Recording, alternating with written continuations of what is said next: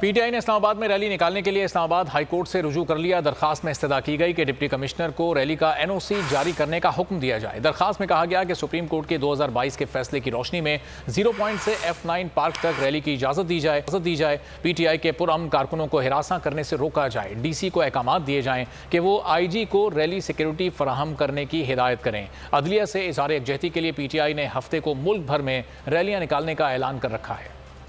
ہوائے نفس کی ہے حکمرانی، لٹیرا کر رہا ہے پاسبانی۔ بول نیوز کے مارکیٹنگ ہیڈ آکاش رام تاحال لاپتہ، تفتیشی ادارے جواب دینے سے قاصر۔ اہل خانہ پریشان، بیٹے کی جدائی میں ماں غم سے نڈھال۔ جو بچو ہندو پر آئے تھے جو کو پاکستانی مکھے مہربانی کرے پنجو آکاش واپس کیو۔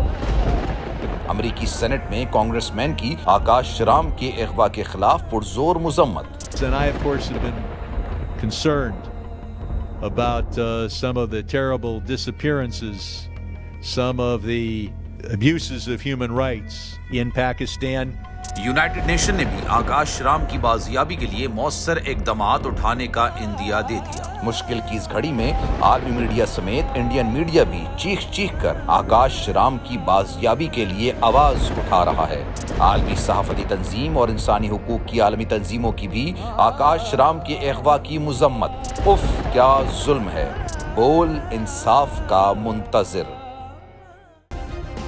سبسکرائب کریں اور بیل دبائیں تاکہ کوئی خبر رہ نہ جائے۔